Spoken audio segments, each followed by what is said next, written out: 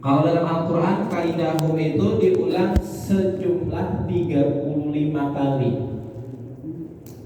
Kaidahum itu artinya tipu daya, tipu muslihat, makar, agenda tersembunyi, niat tersembunyi dari orang-orang yang memiliki ambisi.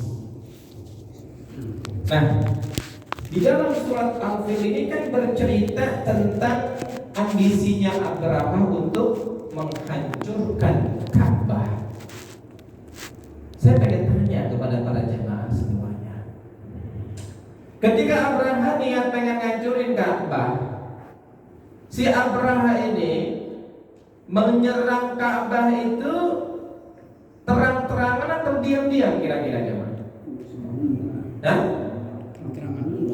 diumumin apa tiba-tiba menghancurkan begitu tanpa ada babi bu, tanpa ada informasi, tanpa ada ultimatum? Apa diumumin dulu?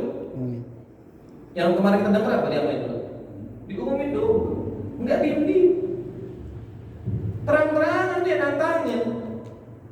Bahkan menghadap penguasa Mekah saat itu, siapa? Abdul Muthalib kan? Melakukan yang namanya dialog dulu, ya kan? 4 mata antara Abraha dengan Abdul Muthalib. Dia kan diam-diam, tapi terang-terangan untuk nantang Mekah. Niatnya untuk menghancurkan Ka'bah diumumkan di media-media. Saat itu kalau ada media sosial mungkin diviralkan gitu ya, diumumin dengan corong-corong media yang mereka miliki gitu kan. Kalau di zaman sekarang seperti itu. Jadi si Abraha ini nggak diam-diam, nggak diam-diam. Dia terang-terangan. Tapi kok kalimatnya di sini kaidahum. Kaidahum ini lebih cocok sebenarnya sebuah tipu daya, makar, niat jahat, agenda yang sifatnya tersembunyi. Yang orang umum itu, orang kebanyakan pada nggak tahu apa yang sedang mereka ingin lakukan. Itu namanya kaidah. Ya. Famahilil kafirina amhilhum ruwaida. Ya, wa makaru wa makarallahu wallahu khairul makirin. Mereka membuat makar, mereka membuat tipu daya, mereka membuat kaidah, hidden agenda tersembunyi, niat-niat tersembunyi yang dampaknya itu fatal kalau tidak dicegah, tidak dihadapi. Nah, jamaah sekalian, ini yang mau dibahas sedikit lagi ya. Tema kita malam hari ini kita membahas tentang kaidah tipu daya yang dilakukan oleh orang-orang yang punya ambisi untuk menjajah sebuah negara. Ya. Apalagi sekarang ini temanya ini berkaitan dengan kondisi geopolitik internasional yang saat ini kita sudah sering mendengar di informasi media-media tentang apa yang terjadi di Palestina. Sengaja saya bawa shawl Palestina. Nah, ini untuk apa namanya, bentuk support, dukungan. Karena pekan-pekan ini pokoknya kalau tausiah, taklim, khutbah pasti pakai untuk memberi dukungan, support pada saudara-saudara kita di sana yang saat ini kondisinya sangat-sangat menyedihkan. Nah, jamaah sekalian, kita kembali ke sini. Alam yaj'al kaidahum fi tadlil. Saya pengen tanya kepada para jamaah semua, apa alasannya Abraha menghancurkan Ka'bah? Yang kemarin kita udah dengar, apa alasannya? Bikin gereja. Hah? Gereja. Ya, gara-gara sakit hati, dendam. Ada sekelompok orang dari Mekah yang menodai rumah suci mereka yang udah dibuat dengan kos yang tinggi, dengan biaya mahal, ya, dengan pengeluaran budget yang gede saat itu, bikin gereja tertinggi termegah di Yaman, di tempat yang belum pernah ada gereja sebelum-sebelumnya. Abraha dendam. Itu yang diketahui orang-orang. Abraha itu menghancurkan Ka'bah ada 2 motif yang kelihatan. Ini belum yang hidden agenda nih, belum niat yang terselubung nih, belum, baru yang kelihatannya. Orang-orang tahunya Abraha menghancurkan Ka'bah karena 2 motif. Motif yang pertama karena iri, ngelihat Mekah itu rame, Tiap hari itu dikunjungin orang-orang dari berbagai penjuru dunia, cuma pengen ngelihat sebuah bangunan bersejarah bentuknya kotak, kagak ada mewah-mewahnya, kagak ada cakep-cakepnya, tapi kok bisa jadi magnet mendatangkan banyak peziarah datang ke tempat itu. Iri dia. Yang kedua karena dendam tadi, gereja yang udah dibuat apa? Dikotori dengan kotoran, tinja-tinja, air kencing, diobrak-abrik gereja yang udah dia buat dengan semewah-mewahnya. Ini alasan yang kelihatan. Kita mau bahas alasan yang gak kelihatan nih. Ambisinya ini ternyata ada ambisi terselubung yang dirahasiakan dan orang kebanyakan pada nggak tahu. Yang disebut kaidah, nih para ulama tafsir menjelaskan, justru niat terselubungnya Abraham ini yang lebih bahaya dibandingkan apa yang menjadi alasan yang kelihatan di hadapan orang-orang. Apa niat terselubungnya? Kita lihat peta Mekah saat itu. Ya, Pak.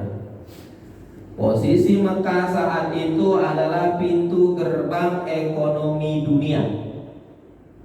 Kalau ada orang pengen melakukan perdagangan ekspor impor, pintu gerbangnya mana? Mekah. Orang barat pengen jual barang ke daerah timur pasti melalui Mekah. Orang timur pengen jual barang ke barat pasti melalui pintu gerbang ekonomi. Abraham ini bukan pemimpin kaleng-kaleng, dia punya ambisi yang sangat besar. Makanya saat dia masuk Yaman, awalnya kan dia cuma wakil presiden saat itu, wakil presiden Yaman. Kalau bahasa sekarang ya, kan ada dua pemimpin di Yaman yang diutus, namanya Aryad sama si Abraham.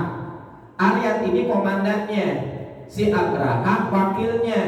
Pas udah menang di Yaman, Aryad jadi presiden, si Abraham jadi wakilnya. Lagi punya ambisi nih. Abraham ini bukan orang yang biasa, dia ambisius. Kalau cuma jadi wakil doang nggak bisa berkuasa nih, nggak bisa mengeksekusi kebijakan dengan dengan maksimal. Makanya dia mengkudeta si Aryad. Aryad dibunuh dan dia akhirnya jadi presiden, pemimpin Yaman satu-satunya yang berkuasa. Dan ternyata ketika dia udah diberikan kekuasaan, nggak puas dia kalau hanya menguasai sekitar lingkup lokal Yaman saja. Dia punya melihat peluang besar nih bisa menjadi penguasa internasional. Dia pengen menguasai secara geopolitik, dia juga pengen menguasai secara geoekonomi secara internasional. Makanya dia lihat ini ada kuncinya. Kuncinya di mana? Mekah. Sebenarnya alasan karena gerejanya dirusak, karena itu cuma alasan ini doang, alasan yang ditampakkan doang, tapi ada niat terselubung dia yang lebih berbahaya. Dia punya ambisi untuk menjadi penguasa ekonomi dunia. Kalau dia udah naklukin Mekah, hancurin yang jadi magnet, yakni Ka'bah. Ka'bah itu kan menurut analisa dia inilah yang bikin orang pada datang. Nah, makanya Ka'bah dihancurin. Kemudian setelah hancur, magnetnya itu udah kagak ada, sehingga orang-orang nanti digiring, bukan lagi menjadi gerbang lagi se Mekah. Mekah diharapkan tidak menjadi gerbang pusat ekonomi, tetapi siapa yang jadi pusat gerbang ekonomi? Yaman. Pengen digeser ke sini. Jadi orang-orang datang ke situ untuk menjadi pusat perkumpulan. Dia punya ambisi gimana daerah Yaman yang dia sedang bangun itu menjadi pusat perkumpulan dunia internasional. Dari sisi perekonomian, dari sisi geopolitik, dia pengen kuasai itu. Ini yang disebut kaidahum jamaah. Dan ini yang sedang dibahas oleh para ulama sirah, ulama sejarah. Bahwasanya ketika kita membahas Al-Quran, kemudian dikombinasikan dengan pembahasan sirah nabawiyah, kemudian kita lihat dengan kondisi zaman sekarang, Masya Allah, ternyata semua informasi dalam Al-Quran itu sangat relate, berhubungan dengan keadaan sekarang, di mana penjajahan di atas dunia yang saat ini terjadi pasti ada hidden agenda, ada kaidah, ada niat-niat terselubung yang mereka sedang rencanakan. ketika Amerika menjajah Irak. Yang digembar-gemborkan mah diumumkan kami ingin mencari senjata apa? Nuklir kan? Yang dicari kan nuklir. Sampai sekarang ketemu gak nuklirnya? Karena ada hidden agenda. Niatnya bukan itu. Kaidah tipu daya. Dan sekarang terjadi jemaah sekalian. Zaman dulu kita dijajah. 78 tahun yang lalu Indonesia meraih kemerdekaannya. Yang saat itu kita merasakan sebuah kondisi yang sangat memprihatinkan. Gara-gara apa? Gara-gara tipu daya mereka. Yang ingin apa? Yang ingin merebut negara kita karena unsur 3G, gold, glory, gospel. Dan yang digarisbawahi tujuan mereka datang ke sini yang paling utama adalah karena ingin mencari apa? Terus gold, emas. Dulu yang setara dengan emas, harga setara dengan emas, komoditi bernama apa? Rempah-rempah yang pusatnya ada di negeri Nusantara. Mereka itu cuma berpura-pura untuk menjadi seorang yang berbaik hati, ya. Pada saat menginjakkan tanah ke negeri kita, ternyata mereka punya kaidahum juga, tipu daya, pengen menguasai dunia. Dengan apa? Menguasai pusat-pusat sumber daya alamnya. Dan ini yang terjadi saat ini jemaah. Maka di kesempatan malam hari ini, mumpung pembahasannya masih surat Al-Fil, kemarin kita bahas Al-Fil. Malam hari ini saya pengen perkuat tentang kaidahum ini yang sedang terjadi di dunia, yang sekarang kita lihat dengan mata kepala kita.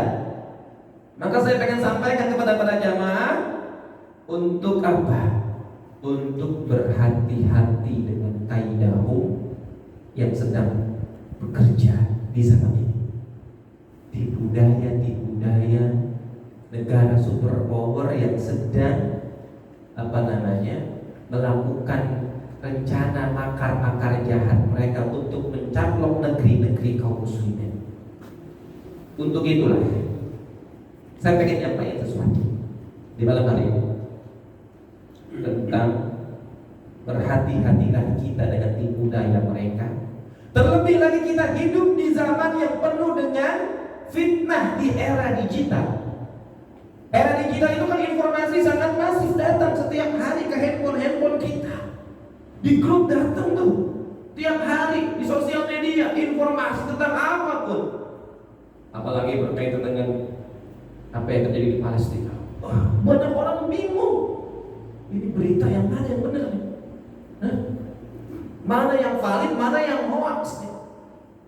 Maka disebut sebagai fitnah. Kita sekarang berada di zaman yang penuh dengan fitnah. Nah, saya pengen tanya jemaah, fitnah artinya apa? Yang jemaah pahami atau kebanyakan orang pahami fitnah apa sih fitnah? Apa fitnah? Fitnah lebih kejam daripada membunuh. Apa berarti itu? Ini hati-hati loh. Kalau kita salah mendefinisikan sebuah kalimat, implikasinya sangat berbahaya. Konklusi kesimpulan hukumnya sangat berbahaya. Kalau kita pakai fitnah, pakai definisi yang di Indonesia kan, fitnah itu kan artinya apa? Tuduhan, ya kan? Tuduhan yang agak benar kan? Tuduhan yang tidak sesuai dengan fakta, itu fitnah kan? Tapi kalau kita terjemahkan definisi fitnah versi Indonesia untuk menerjemahkan Al-Quran, ini contoh kalimatnya ya. Al-fitnatu asyaddu minal qatl. Apa itu? Fitnah itu lebih kejam daripada pembunuhan. Jadi kalau pakai definisi itu, orang-orang nanti akan mengambil kesimpulan, oh ternyata dosa fitnah itu lebih gede dibandingkan dosa membunuh. Padahal ayat ini maksudnya bukan fitnah tuduhan, bukan. Oh berarti lebih baik membunuh dibandingkan memfitnah. Bukan ya benar. Salah definisi, salah makna. Karena arti fitnah dalam bahasa Arabnya, fitnah itu berupa ujian, berasal dari kata fatana, huruf fa, ta, dan nun. Jadi ayat al-fitnatu asyaddu minal qatl ini artinya bukan fitnah versi Indonesia, bukan, tapi fitnah yang dialami oleh kaum muslimin yang hidup di zaman Nabi. Mereka menghadapi fitnah. Fitnah dalam artian mereka disiksa, mereka diintimidasi, mereka diusir dari rumahnya, tanah-tanah mereka dicaplok, harta-harta mereka dirampok. Itu fitnah berupa ujian yang dialami kaum muslimin. Makanya ayat ini konteksnya adalah berbicara tentang kezaliman-kezaliman yang mereka lakukan kepada kaum muslimin. Maka dosa-dosa fitnah yang berupa kezaliman ini lebih besar dosanya dibandingkan membunuh secara langsung. Kenapa? Karena membunuh dieksekusi sakitnya cuma sekali. Tapi kalau fitnah sakitnya itu lama, perlahan-lahan matinya. Maka dosa fitnah itu menyiksa kaum muslimin, membombardir kaum muslimin, mengintimidasi kaum muslimin. Itu yang dimaksud fitnah di ayat ini. Bukan fitnah menuduh, bukan. Maka hati-hati dalam menerjemahkan, menafsirkan sebuah ayat harus merujuk kepada bahasa aslinya. Bukan pakai bahasa yang di-Indonesiakan, bukan. Karena banyak nih bahasa yang dari serapan bahasa Arab yang maknanya udah berubah total. Contoh nih, seringkali orang menyebut kata-kata muhrim. Muhrim artinya apa? Bukan muhrim artinya apa? Muhrim itu ya, kalau dalam pengertian kita yang kita pakai sehari-hari ya, muhrim itu kan orang yang apa? Yang nggak boleh dinikahin kan? Padahal secara bahasa aslinya muhrim itu adalah orang yang sedang berihram. Orang yang sedang berihram itu artinya bahasanya adalah muhrim. Ya, kalau pengen nyebutin bahasa aslinya bukan muhrim, tetapi yang benar adalah mahram. Mahram. Sama silaturahim dengan silaturahmi. Yang sering dipakai apa jemaah? Silaturahmi. Kalau dari sisi bahasanya silaturahmi itu nggak cocok dengan bahasa Arab, asli bahasa Arabnya. Karena arti rahmi itu adalah sakit, menyambung rasa sakit. Yang benar silaturahim. Sama fitnah juga begitu. Ada bahasa-bahasa Arab yang nggak sesuai dengan makna aslinya, karena sudah terlanjur menjadi bahasa serapan. Nah, jemaah, berkaitan tentang fitnah yang saat ini terjadi, saya mau sampaikan jemaah, kita sedang diuji kualitas keimanannya. Maka Nabi ngajarin kita doa yang dianjurkan untuk dibaca sebelum salam. Allahumma inni a'udzubika min adzabi jahannam wa a'udzubika min adzabil qabr wa min fitnatil mahya wal mamat wa min syarri fitnatil fitnah. Kita minta perlindungan kepada Allah dari azab jahannam, dari azab kubur, dari ujian kehidupan dan kematian, dan dari ujian, dari buruknya ujian berupa Masih Dajjal yang akan datang, yang suka menyebarkan informasi palsu, di mana banyak orang yang gagal ketika Dajjal datang. Mereka justru menjadi penyebarnya Dajjal, mengamini pendapat-pendapatnya Dajjal, mengiyakan informasi-informasi yang disampaikan Dajjal, sehingga ujian yang dihadapi oleh kaum muslimin saat itu gagal dilewati. Dan saat ini kita hidup di zaman digital, di mana fitnah ini ya sedang kita hadapi, di mana kaum muslimin yang teruji kualitasnya, biasanya kaum muslimin yang teruji kualitasnya, dia nggak buru-buru percaya dengan informasi yang datang dari kaum fasik, dari orang-orang yang memang informannya itu bersumber dari orang-orang yang memang memiliki niat jahat kepada kaum muslimin. Dia cek dulu, nggak langsung asal telan mentah-mentah informasi yang dia dapatkan. Jemaah, ini mau kasih tahu, Nabi udah memberikan warning sama kita, di mana beliau menyampaikan dalam hadis riwayat Ahmad, la taqumu sa'ah hatta yataqarrab az-zaman. Ya akan datang hari kiamat. Sampai datang ciri-cirinya, waktu di zaman itu sangat cepat berlalu. Sebulan, setahun ibarat sebulan, sebulan ibarat sepekan, sepekan ibarat sehari, sehari ibarat satu jam ibarat sekejap mata, cepat. Di hadis yang lain, la taqumu sa'ah hatta tadhharal fitan wa yadhharul kadhib wa yataqarrabal aswaq. Enggak bakal datang hari kiamat sampai datang ciri-cirinya, di mana pasar berdekatan. Ada seorang pakar ulama hadis bernama Syekh Hanun At-Tuwaijiri mengomentari hadis ini. Itu semua berkaitan tentang di zaman sekarang yang hidup di serba digital.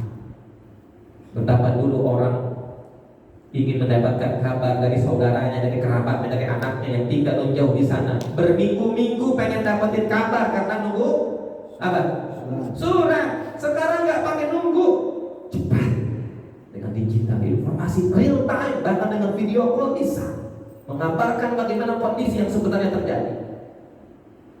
Ketika kita membaca hadis ini, ya taqarrabal aswaq, ciri-ciri hari kiamat, pasar berdekatan. Mungkin kalau kita baca 20 tahun yang lalu, kita nggak ngerti maksudnya apa pasar berdekatan. Ternyata ketika kita baca hadis ini di zaman sekarang, oh, apa yang Nabi sampaikan kita alami. Pasar berdekatan lagi-lagi berkaitan dengan teknologi digital, di mana orang-orang saat ini tidak perlu jauh-jauh ke pasar untuk membeli barang-barang tertentu yang dia harus mengeluarkan kendaraan, harus pergi keluar kota karena barangnya hanya di tempat itu. Sekarang nggak perlu, cukup duduk di rumah, buka handphone, buka aplikasi marketplace, tinggal pesan barangnya, tiba-tiba besoknya datang paket. Pasar berdekatan dengan teknologi.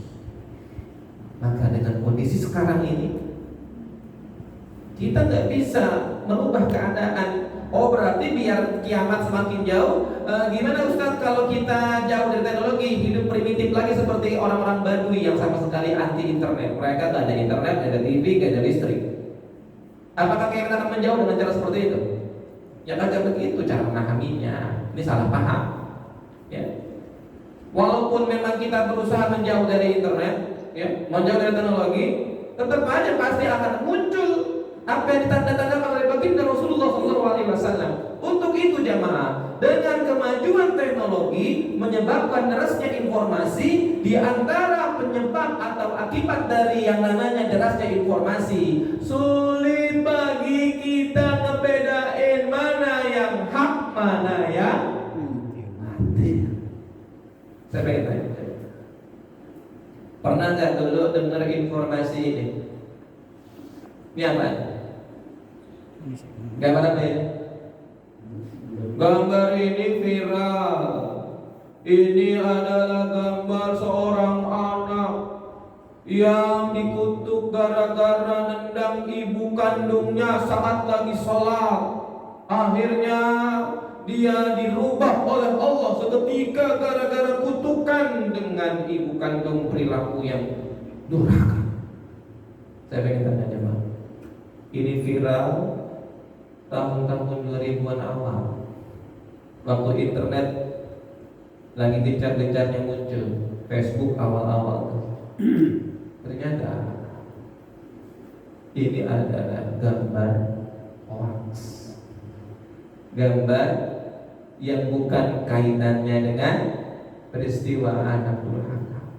Ini sebenarnya adalah karya seni patung yang dibuat ya oleh seorang seniman, Patricia Piccini namanya. Jadi ini bukan seorang anak yang yang dikutuk jadi monyet kayak gini, kagak. Dan banyak disinformasi kayak gini, kita bingung ngebedain. Makanya ya, dulu juga ada nih, jawab. Tahu ini apa? Gambar apa?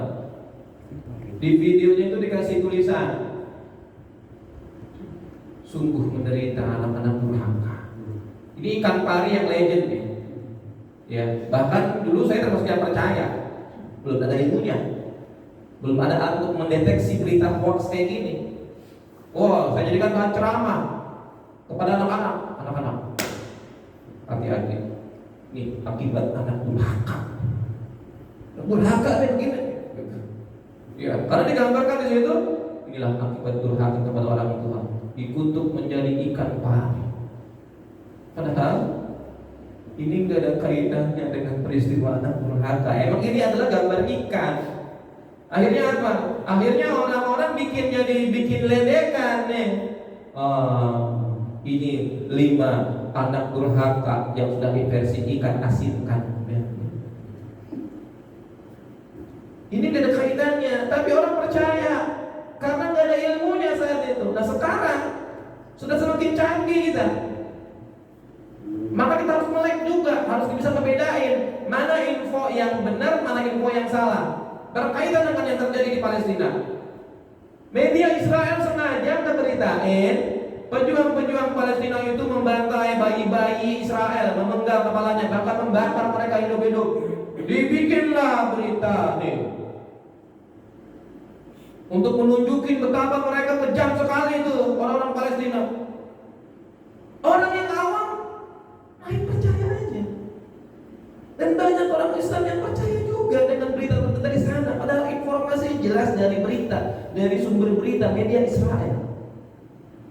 Padahal ini adalah gambar buatan artificial intelligence, gambar editan yang sudah banyak dibantah.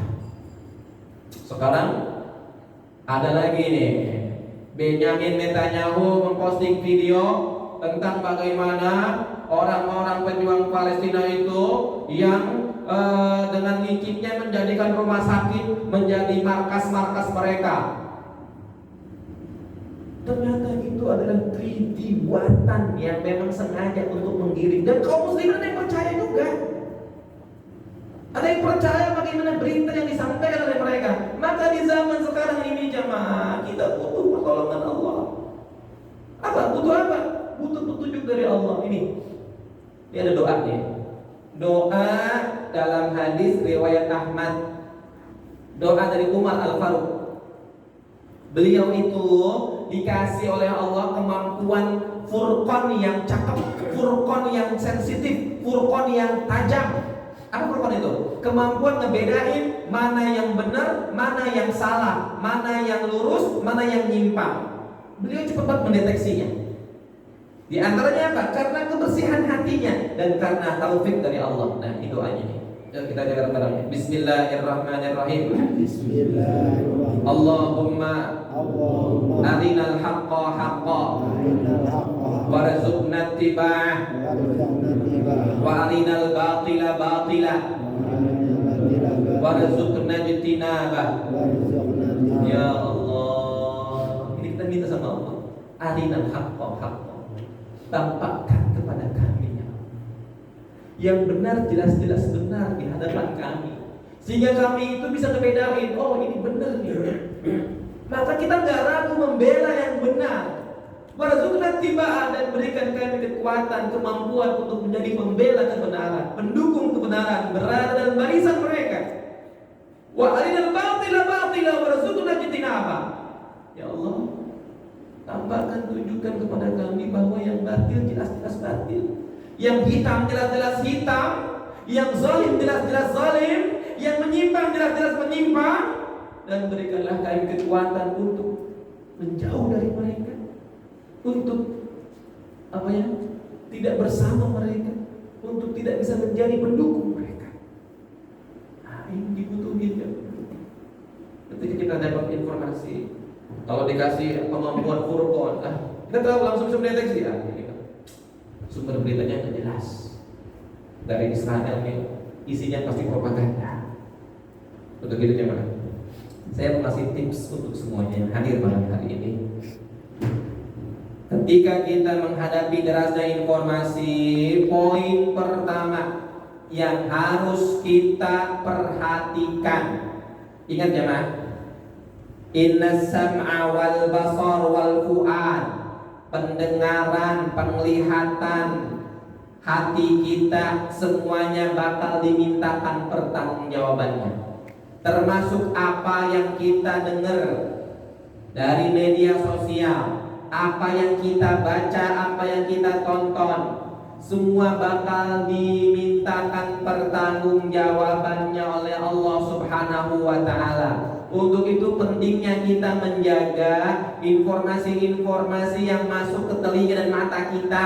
Jangan sampai kita justru sering mendengarkan informasi yang sumbernya dari berita-berita propaganda yang dibuat oleh musuh-musuh Islam, sehingga kepala kita justru berubah opininya. Karena mereka tujuannya membuat berita propaganda itu untuk menggiring opini kaum muslimin biar menjadi pendukung mereka. Dan udah banyak kaum muslimin yang kayak gitu. Jadi Zionis itu bukan cuma Yahudi ya, Pak. Dan gak semua Yahudi itu Zionis. Banyak Yahudi rabi-rabi mereka yang penampilannya itu jenggotnya panjang, kemudian kopiahnya seperti gitu kan, biasanya kan tahu ya. Mereka membawa kitab Taurat, tapi mendukung Palestina, mendukung kemerdekaan Palestina. Mereka itu sangat anti dengan penjajahan. Bahkan melakukan demonstrasi untuk mengecam apa yang terjadi di Gaza. Orang Yahudi, Nasrani pun banyak yang mendukung Palestina. Dan sebaliknya, ada juga Zionis yang agamanya Islam. Karena mereka tahu Zionis itu tidak bisa sendirian. Mereka butuh dukungan. Harus dapat dukungan dari Zionis dari Kristen, Zionis dari Yahudi, Zionis dari kaum muslimin. Maka kita tidak akan heran kalau nanti ngelihat ada orang Islam yang justru menjadi pendukung mereka. Ada aja, Pak. Dukungannya macam-macam. Ada yang terang-terangan, ada juga yang dukungannya dengan cara mengecam perjuangan pejuang-pejuang yang ada di Palestina. Itu ngeri banget, jemaah. Dan ngerinya lagi, itu bahkan bisa menyerang ke kaum intelektual, orang-orang Islam yang mereka didengar oleh banyak orang, diikuti oleh banyak orang, yang tanpa sadar mereka dimanfaatkan oleh penjajah-penjajah ini. Keluar dari mulut seorang ustaz, keluar dari mulut seorang buya, keluar dari mulut seorang kiai yang justru isinya memfitnah saudaranya, mencaci maki saudaranya, membuli saudaranya yang sedang mempertahankan negerinya, mempertahankan tanahnya. Dan ini digaungkan di sosial media yang mereka miliki. Maka jemaah, inna sam'a, pendengaran kita, penglihatan kita, apa yang kita simak bakal dimintakan pertanggungjawabannya oleh Allah. Untuk itu pentingnya menjaga sumber informasi. Perhatikan siapa yang berbicara, perhatikan siapa informannya. Dalam Islam itu ada ilmu jarh wa ta'dil. Apa itu ilmu jarh wa ta'dil? Dalam kajian ilmu hadis, hadis bisa dinyatakan sahih.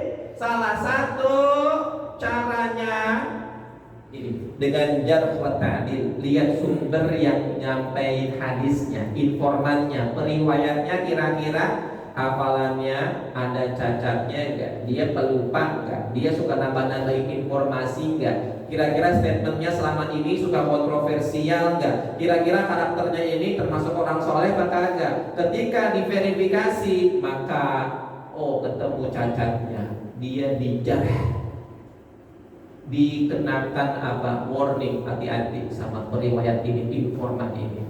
Track record dia, pertama hafalannya nggak bagus, kemudian dia ini orang yang secara karakter dipertanyakan keislamannya, dipertanyakan kesolehannya, maka status informasinya akan berubah menjadi informasi yang tidak valid, alias kalau bahasa hadisnya disebut hadis yang dhaif. Begitupun di zaman sekarang. Ketika ada informasi masuk, siapa informannya? Walaupun dia berbalut ustaz, berbalut kiai, berbalut buya, ternyata selama ini track record dia, ya, statement-statementnya sering kontroversi. Cek informasinya. Ternyata dia dapat informasi bukan dari pelaku utamanya, saksi mata utamanya, justru dapat informasi dari media-media barat, media-media Israel. Masih ingat saya tuh, Sampai sekarang saya mendengarkan. Sekarang bahkan bisa diputar. Ketika ada seorang buya menyampaikan, saya harus menyampaikan kabar pahit kepada jamaah. Jamaah tahu yang sekarang disebut pejuang Palestina yang bernama Hamas. Itu mereka itu hati-hati. Mereka itu buatan Israel. Mereka itu buatan Zionis. Mereka itu buatan Yahudi. Disampaikan dengan terang-terangan, bahkan dengan PD-nya, menuduh saudaranya yang sampai titik darah penghabisan yang sudah habis semuanya, dengan tuduhan fitnah yang berani keji betul-betul itu.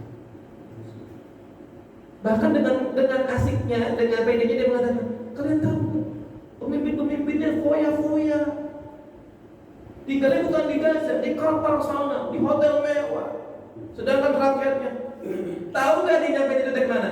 Dari beritanya persis seperti yang sering digaungkan di media Israel. Jadi sumber informasi itu ternyata dia lebih sering mendengarkan berita dari sana, sehingga isi kepalanya dirubah. Isi kepalanya, opininya digiring untuk menjadi pembenci para pejuang. Maka jangan perhatikan siapa informannya, sumbernya dari mana. Kalau kita pengen tahu bagaimana saudara PKI, jangan dengar sumbernya itu dari para simpatisan PKI. Pasti apa? Pasti isinya playing victim. Pasti isinya akan merubah, mendistorsi sejarah. Kenapa? Oh, kami ini korban. Kami ini adalah orang yang dikorbankan di masa Orde Baru dan sebagainya. Karena sumber informasinya informasi yang keliru. Kalau kita pengen tahu sejarah tentang Syiah, jangan dengar narasumbernya dari orang-orang yang bersimpati kepada Syiah, bahkan bawa opini kita. Pasti mereka akan memberitakan tentang bagaimana bagusnya Syiah, bagaimana perjuangan mereka. Begitupun juga kalau kita pengen tahu informasi tentang Palestina, jangan dengerin informasi dari orang yang bersimpati kepada penjajahan, yang didukung oleh media-media barat. Tapi luar biasa ya, banyak orang-orang barat yang benar-benar orang Kristen, orang non-Muslim, yang mereka terang-terangan mendukung Palestina, mendukung kemerdekaan, mendukung Gaza. Bahkan produsernya CNN internasional di Twitter terang-terangan menyatakan, saya mundur dari redaksi CNN karena sudah sangat fatal kesalahannya membiarkan disinformasi yang keliru tentang apa yang terjadi di Palestina. Bayangin, orang barat aja yang notabene non-muslim, dibuka mata hatinya. Tapi mirisnya banyak kaum muslimin yang justru saat ini, saya nggak tahu kalau di Al-Haram insya Allah nggak kayak gitu ya, tapi di tempat lain ada. Karena saya simak, saya perhatikan di sosial media ada kaum muslimin yang justru menjadi pembela mereka. Maka jemaah, mohon maaf ya, saya kalau udah bicara tentang ini nih, karena saya termasuk yang sih langsung, kalau misalkan saya berinteraksi langsung ketika ke Malaysia itu ada seminar internasional tentang Al-Aqsa.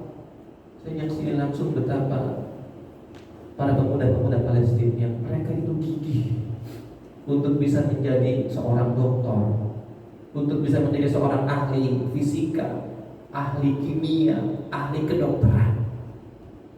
Karena niatnya satu, untuk bagaimana nanti bisa balik ke kampung halamannya menjadi pejuang kemerdekaan.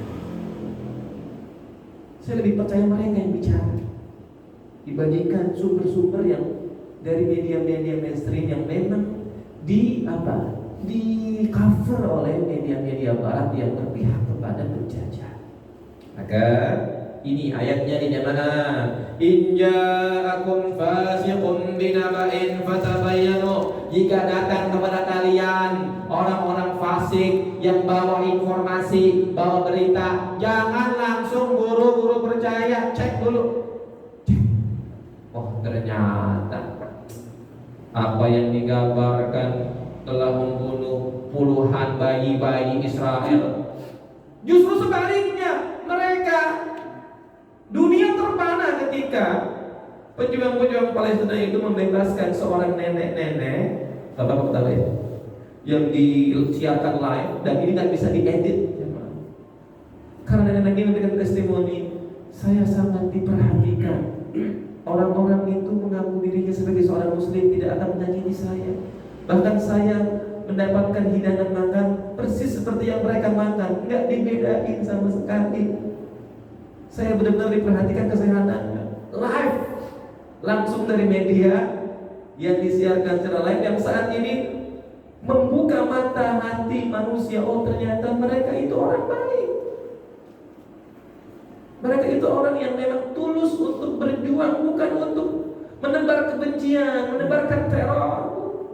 Oh dia nyerang duluan, ente nggak tahu ada asal muasalnya kenapa ada serangan-serangan kayak gitu. Ada peristiwa pendahuluannya yang kagak diketahui orang-orang banyak. Ini yang disebut kaidah tadi, tipu daya. Makanya pas sekali kaidah di zaman sekarang ini akan menguji kualitas keimanan kita. Maka perkuat diri kita, perkuat iman kita. Udah ada tanda-tanda akhir zaman. Jangan sampai kita termasuk orang yang gagal di dalam menghadapi fitnah yang ada di era digital ini. Maka kita minta kepada Allah dengan doa tadi, ya, doa yang diajarkan Nabi, Allahumma arinal haqqa haqqa warzuqna ittiba'ah wa arinal batila batila warzuqna ijtinabah. Demikian. Mudah-mudahan bermanfaat. Kira-kira apa yang saya sampaikan bisa dipahami jemaah ya? Ada yang mau menambahkan mungkin? Aman? Enggak ada?